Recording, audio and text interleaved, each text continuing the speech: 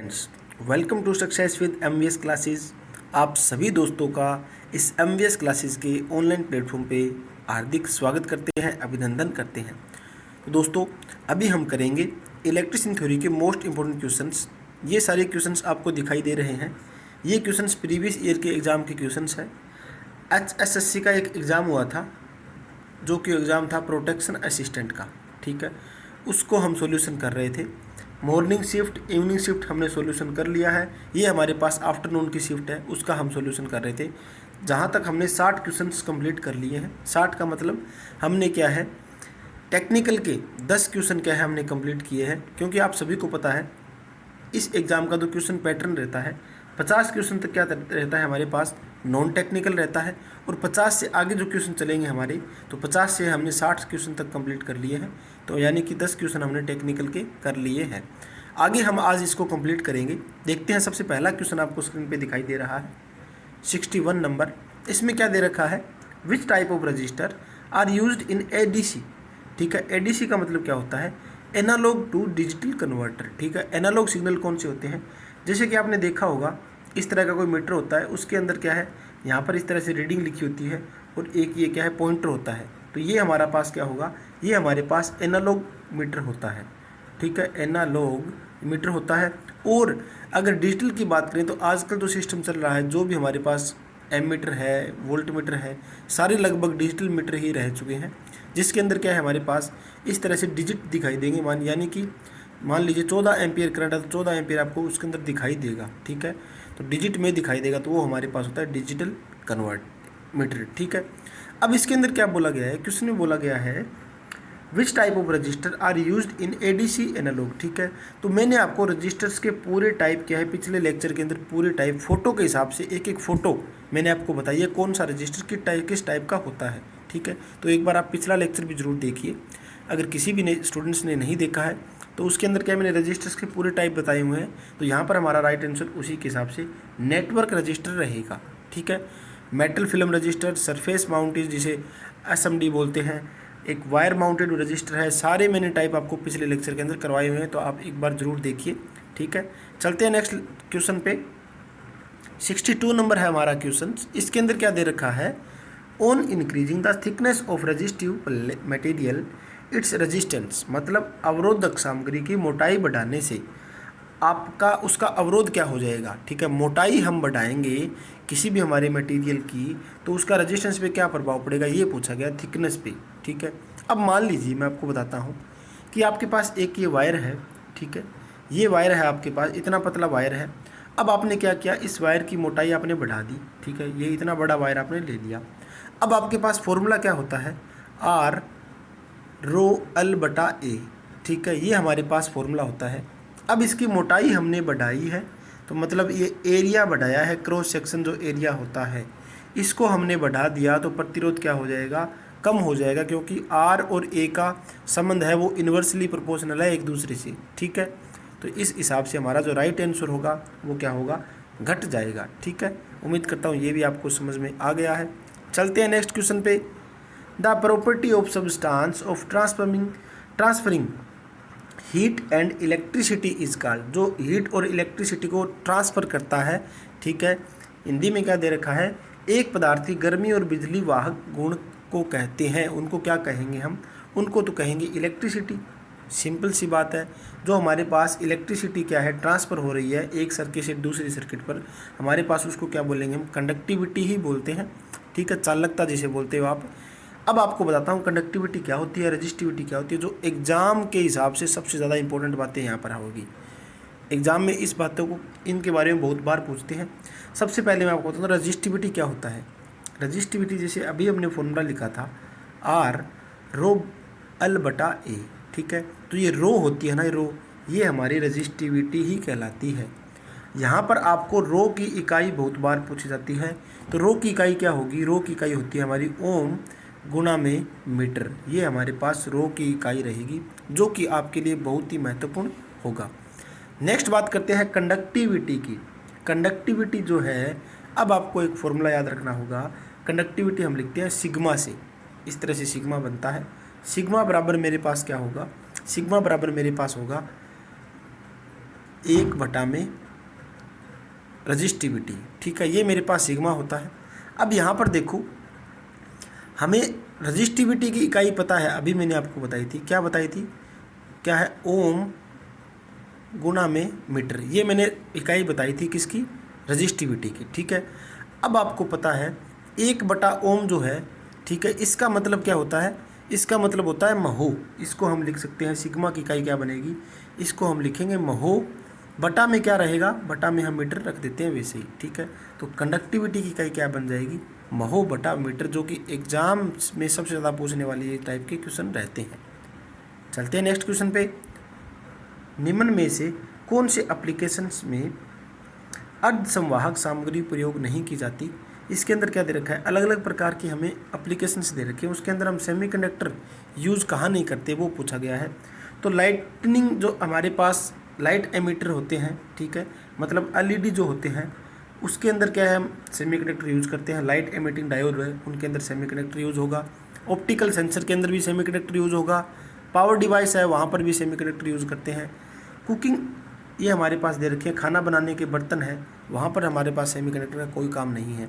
आगे क्वेश्चंस ऐसे भी आने वाले हैं जिसके अंदर हम विद फोटोज़ एक एक क्वेश्चंस को समझेंगे, ठीक है। तो आप बने रहिए हमारे साथ, वीडियो को लास्ट तक जरूर देखें, और अगर किसी भी प्रकार का कोई आपके पास सुझाव हो तो आप हमें ज़रूर बताइए, ठीक है। मैं आपको एक एक क्वेश्चन अच्छी तरह से समझा रहा हूँ, तो लास्ट तक जरूर देखिए वीडियो। अगला क्वेश्चन क्या दे रखा है, ये आपको दिखाई दे रहा हो यहाँ पर, HSSC का है, हरियाणा स्टाफ सिलेक्शन कमीशन। ये कैटेगरी नंबर 6 थी और एडवर्टाइजमेंट है 11/2019। प्रोटेक्शन असिस्टेंट का ये एग्ज़ाम हो चुका है, ठीक है, आंसर की आ चुकी है। इसके अंदर अगला क्वेश्चन हमारे पास 65 नंबर। रबर एक अच्छा अवरोधक है, मतलब एक अच्छा प्रतिरोध है जो कि धारा को रोकता है। इस गुणवत्ता के लिए इसे खालिस्तान मतलब डैश में प्रयोग किया जाता है। किस में प्रयोग करते हैं इसे, सजावट के सामान में प्रयोग करेंगे क्या, ये तो नहीं बात। चीज़ें बांधने में, पट्टों में, ये तो हम यूज़ कर ही नहीं सकते इसके अंदर। तो खेल कूद के सामान के अंदर यहाँ भी यूज़ क्यों करेंगे हम। मेन जो हमारे पास जो रबड़ एक अच्छा अवरोधक है, हम यूज़ करेंगे अग्नि रोधक कपड़ों के अंदर, ठीक है। यहाँ ये बनाने के लिए क्या है हमारे पास, यूज़ करेंगे हम अवरोधक का। तो अच्छा क्वेश्चन है। अगला क्वेश्चन आपको स्क्रीन पे दिखाई दे रहा है, Ohm's law not applicable to, ठीक है, जो ओम का नियम है वो कहाँ लागू नहीं होता। अब मैंने आपको एक बात बताई थी, ओम का नियम क्या होता है, V समानुपाती होता है I, ठीक है, बार बार बता रहा हूँ आपको मैं।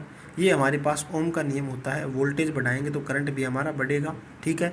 ओम के नियम का जो ग्राफ बनता है हमारे पास, ग्राफ हमेशा क्या बनता है, रेखीय ग्राफ बनता है। इसे हम बोलते हैं रेखीय, या फिर हम बोलते हैं लीनियर, ठीक है, लीनियर ग्राफ बनता है ओम के नियम में, ठीक है। तो यहाँ पर जो हमारे पास आपको लीनियर ग्राफ का पता है, ठीक है, मान लीजिए आपको ये जो ऑप्शन है, जैसे कि मॉड्यूल्स एलिमेंट है, इनके बारे में आपको नहीं पता, एक्सपोनेंशियल एलिमेंट है, इनके बारे में आपको नहीं पता है, ठीक है, ऑप्शन के हिसाब से चलेंगे हम, तो आपको लीनियर दिखाई दे रहा है, तो ये तो ऑप्शन हमारा सही रहेगा। भी लीनियर ग्राफ तो बनता है ओम के नियम के अंदर, ठीक है। नॉन लीनियर ग्राफ आपको 100% पता है कि नॉन लीनियर ग्राफ है वो ओम के नियम के अंदर नहीं बन सकता, यानी कि वोल्टेज और करंट का जो ग्राफ बनता है वो हमेशा लीनियर बनता है। तो ऑप्शन में नॉन लीनियर क्यों दिया हुआ है यहाँ पर, ठीक है। तो हमारा ऑप्शन यही होगा कि ओम का नियम हम नॉन लीनियर एलिमेंट में यूज़ नहीं करेंगे। बस यहाँ पर आपको इस तरह से, अगर आपको कोई भी क्वेश्चन के अंदर अड़चन लगे, कहीं पर डाउट लगे, तो आप ऑप्शन उठा कर देखिए, एक एक ऑप्शन, ठीक है। हम डायरेक्ट इस ऑप्शन पर जा सकते हैं, ठीक है, इस तरह से। देखते हैं नेक्स्ट क्वेश्चन। ये क्वेश्चन क्या दिया हुआ है, इसके अंदर विद्युत सर्किट में वोल्टेज दे रखी है, प्रतिरोध दे रखा है, निकालना क्या है, प्रवाह बह रहा है, ठीक है, मतलब करंट निकालना है हमें, ठीक है। करंट निकालने के लिए बिल्कुल आसान है, हमारे पास फॉर्मूला होता है I बराबर V/R। वोल्टेज कितनी दी हुई है, 20 वोल्टेज दे रखी है, ठीक है, 20 वोल्टेज है। R कितना है, R है 2 किलो ओम। 2 किलो का मतलब होता है, किलो का मतलब मैंने आपको बताया था 1000, ठीक है। 2 के साथ क्या लगेगी हमारे पास, 3 जीरो लगेगी यहाँ पर। अब इसको कैंसिल कर देता हूँ मैं, तो इसको कैंसिल करूँगा मैं, तो मेरे पास क्या बनेगा, एक मिनट दोस्तों, कुछ डिस्टर्बेंस की वजह से वीडियो को रोकना पड़ा। दोबारा से मैं आपको ये क्वेश्चन बताता हूँ। क्या है यहाँ पर, हमें करंट निकालना है, करंट का फॉर्मूला होता है V/R। वोल्टेज कितनी दी हुई है, 20, आर कितना दिया है 2 किलो ओम, ठीक है। किलो का मतलब मैंने आपको बताया था 1000, इसको मैं कैंसिल करता हूँ, ठीक है। 2 के पास साथ में 3 जीरो लगेगी, 1000 का मतलब यही होगा। इसको मैं यहाँ पर कैंसिल करूँगा तो बचेगा क्या 100। इसका मतलब है 1/100 बनता है हमारे पास। अगर मैं इसको ऊपर लिखता हूँ, ठीक है, तो 10 की -2 लिख सकता हूँ, ये भी हम यहाँ पर लिख सकते हैं। यहाँ पर आपका जो राइट आंसर होगा वो होगा 10 की पावर -2। देखते हैं ऑप्शन के अंदर 25 मिली 15 मिली ये तो हमारी कैंसिल हो रही हैं, 20 मिली ये भी कैंसिल हो रहा है। लेकिन ये जो दे रखा है इन्होंने ऑप्शन नंबर डी जो दे रखा है, मतलब इसका क्या हुआ 10 की पावर 10 मिली एम्पियर दिया हुआ है इन्होंने। मिली का मतलब तो मैंने आपको क्या बताया था 10 की पावर -3 बताया था मैंने आपको मिली का मतलब तो, ठीक है। तो यहाँ पर आपके पास -3 है तो बन नहीं रहा, आपके पास तो -2 बन रहा है। तो हमारे पास जो राइट आंसर है वो यही रहेगा 10 की पावर -2, और एचएसएससी ने इसको राइट आंसर माना है, ठीक है। तो इस क्वेश्चन पे भी ऑब्जेक्शन लगा सकते थे हम, तो ये क्वेश्चन वैसे गलत है इसका ऑप्शन। देखते हैं एक और question. What is the order other name used for caching capping wiring. Caching capping wiring के दूसरा नाम क्या है वो आपको पता होना चाहिए, ठीक है। इसके अंदर क्या देखते हैं हम, कैशिंग कैपिंग वायरिंग होती कौन सी है, तो थोड़ी सी हम वायरिंग के थोड़ा टाइप देखते हैं सबसे पहले तो। अब मैं आपको वायरिंग दिखाता हूँ फोटो के हिसाब से, जस्ट वेट। तो यहाँ पर आपको ये फोटो दिखाई दे रही है, वायरिंग के अलग अलग टाइप्स दिखाई दे रहे हैं। इसके अंदर क्या है वायरिंग सिस्टम हमारे पास है। सबसे पहली है क्लीट वायरिंग, उसके बाद है casing capping wiring, batten wiring और कंड्यूट वायरिंग बोलते हैं इसे। क्लीट वायरिंग के अंदर इस तरह की क्लीट होती है, ठीक है।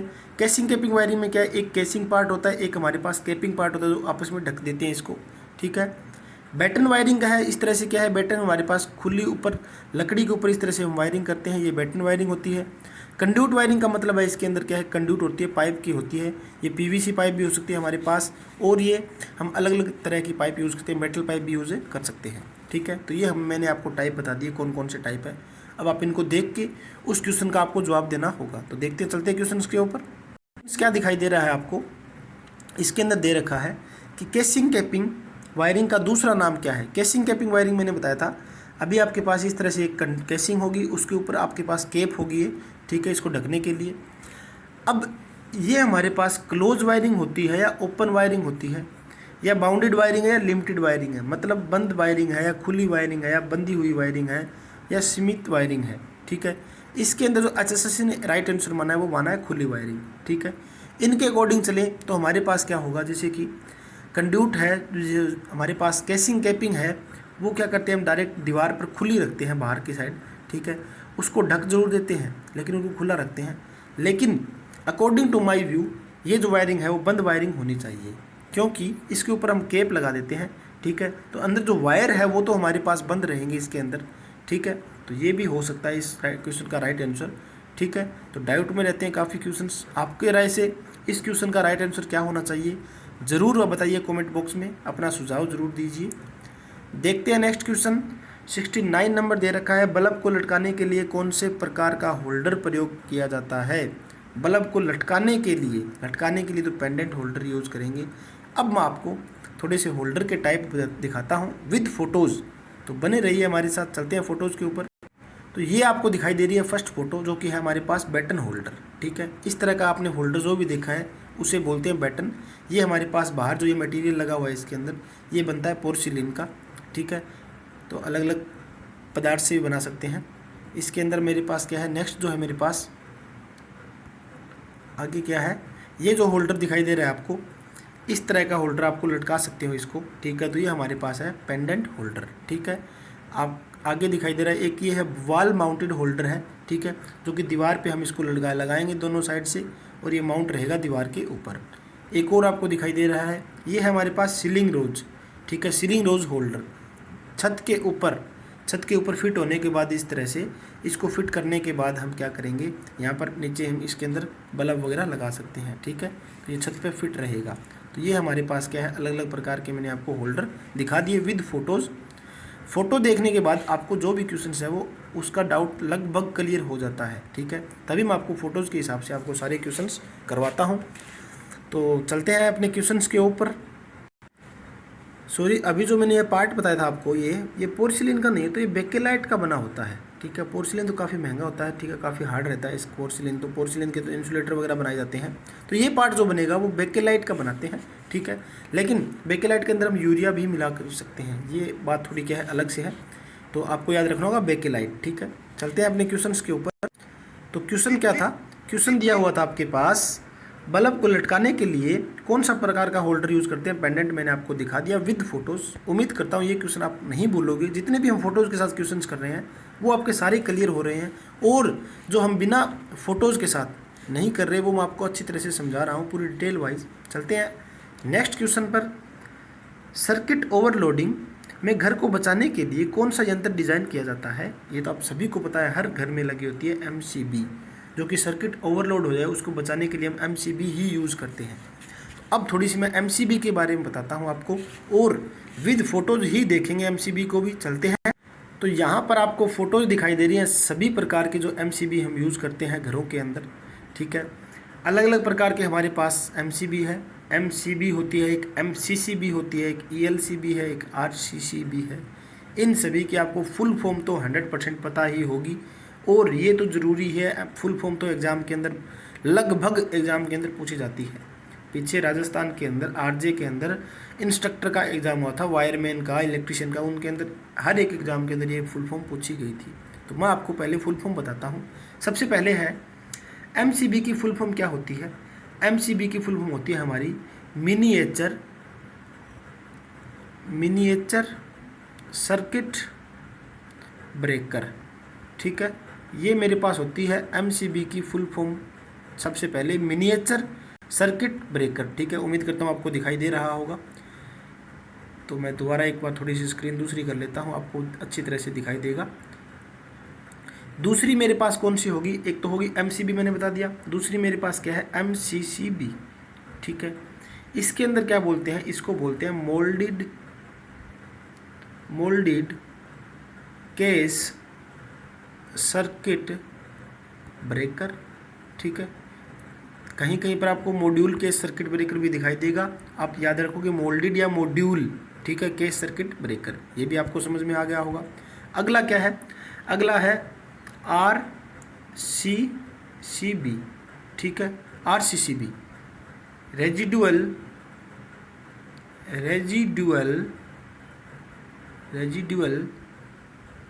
Current circuit breaker. ठीक है, सर्किट ब्रेकर तो आपको पता चल जाएगा। रेजिडुअल करंट सर्किट ब्रेकर जो होती है RCCB। एक और बची है हमारी ELCB। ठीक है, अर्थ लीकेज सर्किट ब्रेकर। ठीक है, इसका मतलब होगा अर्थ लीकेज सर्किट ब्रेकर, ये तो आप ध्यान रखोगे। ठीक है, अर्थ लीकेज सर्किट ब्रेकर। तो मैंने आपको MCB की जो फुल फॉर्म है वो मैंने आपको बता दी है। तो अब मैं आपको थोड़ी सी MCB दिखा भी देता हूँ। अगर आपको इस टाइप में दिखाई दे तो वो आपकी होगी MCB। ठीक है, ये अब आपके पास हो MCCB जो मैंने आपको बताया है module case circuit breaker. ELCB अर्थ लीकेज सर्किट ब्रेकर। इस तरह से इसके अंदर क्या है, न्यूट्रल पॉइंट भी यहाँ पर होगा अर्थ के अंदर। और RCCB क्या होगा हमारे पास, ये हमारे पास होती है RCCB। अब आपको कमेंट बॉक्स में ये बताना है ELCB और RCCB के अंदर अंतर क्या होता है, दोनों के अंदर ये दोनों क्यों यूज़ करते हैं, कहाँ पर हम यूज़ करेंगे। कमेंट बॉक्स में अपनी राय ज़रूर दें। ठीक है, इससे दूसरे स्टूडेंट्स को भी पता चले। तो अब चलते हैं अपने क्वेश्चंस के ऊपर। क्वेश्चन था हमारा ये 70 नंबर, सर्किट ओवरलोडिंग घर बनाने के लिए हम क्या यूज़ करते हैं। नेक्स्ट क्वेश्चन आपको स्क्रीन पे दिखाई दे रहा है 71 नंबर। क्या है हमारे पास, किसी तरल पदार्थ में से यदि विद्युत प्रवाह डाला पास किया जाए तो उसमें होने वाले रासायनिक बदलाव को क्या कहते हैं। ठीक है, जो बदलाव हो रहा है हमारे पास, आयनीकरण हो रहा है हमारे पास, वो उसे बोलते हैं हम इलेक्ट्रोलाइसिस, सभी को पता होगा। ठीक है, अब इलेक्ट्रोप्लेटिंग क्या होता है इसकी बात करेंगे हम। इलेक्ट्रोलाइसिस क्या होता है मैंने आपको बता दिया, क्वेश्चन के अंदर दे रखा है। ठीक है, देखते हैं सबसे पहले इलेक्ट्रोलाइसिस थोड़ी और देखते हैं फोटो के हिसाब से। चलते हैं, यहाँ पर आपको फोटोज़ दिखाई दे रही है। इस फोटो के अंदर क्या है, ये बैटरी है, ये हमारे पास 2 इलेक्ट्रोड दिखाई दे रहे हैं आपको, ये हमारे पास 2 इलेक्ट्रोड है। एक इलेक्ट्रोड का नाम दिया हुआ है कैथोड, जिस पर हम चार्ज मानते हैं कौन सा, नेगेटिव चार्ज हम मानते हैं यहाँ पर। ठीक है, और इस पर मानते हैं हम पॉजिटिव चार्ज। ठीक है, एनोड पर। फिक्स नहीं है, ठीक है, हम मानते हैं सिर्फ। अब क्या है हमारे पास, जैसे कि ये घोल होता है इस तरह का, ठीक है, अलग अलग प्रकार के घोल हम यूज़ करते हैं। मान लीजिए यहाँ पर H2SO4 हमने घोल यूज़ किया है, ठीक है, H2SO4। यहाँ पर क्या होगा, H2SO4 घोल यूज़ करेंगे तो क्या होगा, तो हमारे पास H2 जो प्लस प्लस आयन है वो अलग हो जाएंगे, और हमारे पास SO4 जो मेरे पास माइनस माइनस आयन है वो अलग हो जाएंगे, ठीक है। अब माइनस वाले आयन क्या हो जाएंगे, जो प्लस वाली जो हमारे पास इलेक्ट्रोड होगी उसके साथ में टच हो गई, ठीक है। यहाँ पर आपको दिखाई दे रहा है ये प्लस वाली इलेक्ट्रोड है, इस प्लस वाले इलेक्ट्रोड से माइनस के जितने भी हमारे आयन हैं वो क्या है, यहाँ पर जम गए, ठीक है। और जो हमारे पास नेगेटिव जो इलेक्ट्रोड है उसके पास क्या हो जाएंगे, मेरे सारे प्लस के इलेक्ट्रोड जो आयन है वो यहाँ पर जम जाते हैं, ठीक है। ये जो प्रोसेस हो रहा है ये हमारे पास इलेक्ट्रोलाइसिस ही हो रहा है, जो हमारे पास आयनीकरण हो रहा है इनका इलेक्ट्रॉन्स का, ठीक है। जो आयन का आयनीकरण हो रहा है वो हमारे पास क्या है, इलेक्ट्रोलाइसिस ही होता है। और ये जो घोल आपको दिखाई दे रहा है यहाँ पर, ये इस घोल को बोलते हैं इलेक्ट्रोलाइट, जो हम आगे चर्चा करेंगे, ठीक है। उम्मीद करता हूँ आपको ये समझ में आ गया है। अब क्या है आपके पास, इलेक्ट्रोप्लेटिंग क्या होता है, जो दूसरा ऑप्शन था इलेक्ट्रोप्लेटिंग, जिसे बोलते हैं धातु लेपन, जिसे बोलते हैं आप हिंदी के अंदर धातु लेपन बोलते हो। उसका मतलब क्या होता है, मेरे पास कोई जैसे ये चम्मच है, यहाँ पर चम्मच ली हुई है, ये एक मेटल है, ठीक है। अब ये चम्मच मेटल है, इस चम्मच पर हमें मान लीजिए सिल्वर की जो मेटल दी हुई है हमारे पास दूसरी साइड, इसकी हमें इस चम्मच पर परत चढ़ानी है सिल्वर की।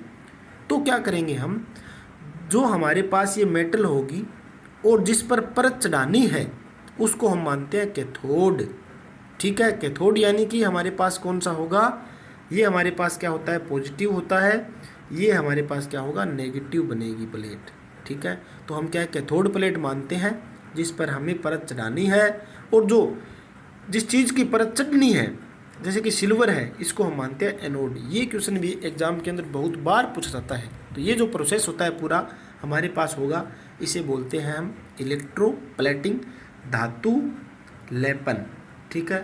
उम्मीद करता हूँ आपको समझ में आ गया होगा। और भी हम डिटेल करेंगे, ये तो डायरेक्ट हम क्वेश्चंस कर रहे हैं, डिटेल से हम क्या थ्योरी पोर्शन में कर रहे हैं। डीसी मोटर हमने लगभग आज कंप्लीट कर ली है, तो समझ में आ गया होगा। चलते हैं क्वेश्चंस की ओर। अब आपको क्वेश्चन क्या दिखाई दे रहा है, क्वेश्चन में दे रखा है किसी तरल पदार्थ में यदि विद्युत प्रवाह डाला पास किया जाता है तो उसमें होने वाले रासायनिक बदलाव को क्या कहेंगे, इलेक्ट्रोलाइसिस ही कहेंगे, ठीक है। चलते हैं नेक्स्ट क्वेश्चन पे। नेक्स्ट क्वेश्चन क्या दे रखा है, निम्न में से कौन सा इलेक्ट्रोलाइसिस का एक एप्लीकेशन नहीं है। तो इलेक्ट्रोलाइसिस हम यूज़ कहाँ नहीं करते, एप्लीकेशन पूछा गया इनके अंदर, ठीक है। अब आपको पता है इलेक्ट्रोलाइसिस, इलेक्ट्रोप्लेटिंग अभी हमने किया है, उसके अंदर होगा रिफाइनिंग ऑफ कॉपर, कॉपर को शुद्ध करने के लिए, extraction of sodium and aluminium को भी एक्सट्रैक्शन करने के लिए हम यूज़ करते हैं, ठीक है।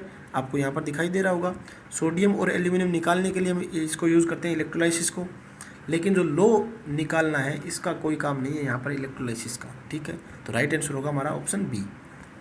थ्योरी पोर्शन करेंगे वहाँ पर भी आपको अच्छी तरह से समझ में आएगा, ठीक है। अभी हम ऑप्शन के हिसाब से चल रहे हैं, तो सारे ऑप्शन मैं आपको बता रहा हूँ बार बार। आगे क्या क्वेश्चन दिया हुआ है, इलेक्ट्रोलाइसिस के लिए जिस घोल से विद्युत पास किया जाता है उस घोल को क्या कहते हैं, अभी मैंने आपको बताया था जस्ट, उसे बोलते हैं इलेक्ट्रोलाइट, ठीक है। एनोड बता दिया, कैथोड क्या होता है, इलेक्ट्रोड क्या होता है, आप सभी को पता होगा। चलते हैं नेक्स्ट क्वेश्चन पे।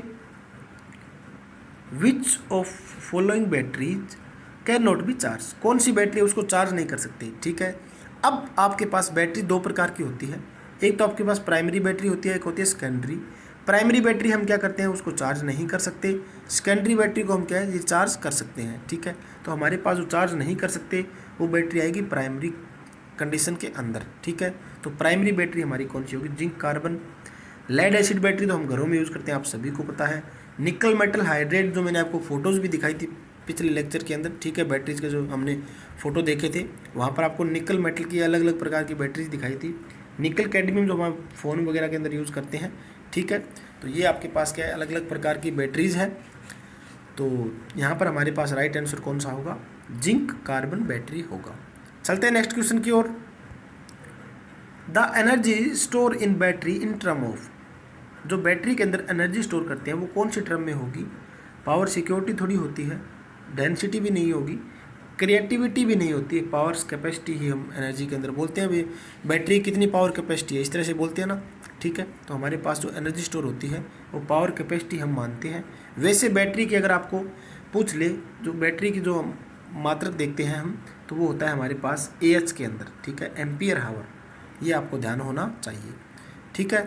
तो लगभग हमने 75 नंबर तक क्वेश्चंस कर लिए, तो 15 क्वेश्चन और बचे हुए हैं दोस्तों, तो 15 क्वेश्चन हम नेक्स्ट लेक्चर में करेंगे। तो आज के लिए इतना ही। उम्मीद करता हूँ जितना हमने किया है आपको अच्छी तरह से सारा समझ में आ गया है।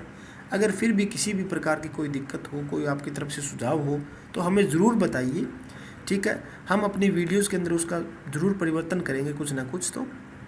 और विद फोटोज़ करना भी आपको कितना अच्छा लग रहा है, ये भी आप कमेंट बॉक्स में ज़रूर बताइए। हम और भी चेंजेस करते रहते हैं। मिलते हैं नेक्स्ट लेक्चर के अंदर। धन्यवाद दोस्तों।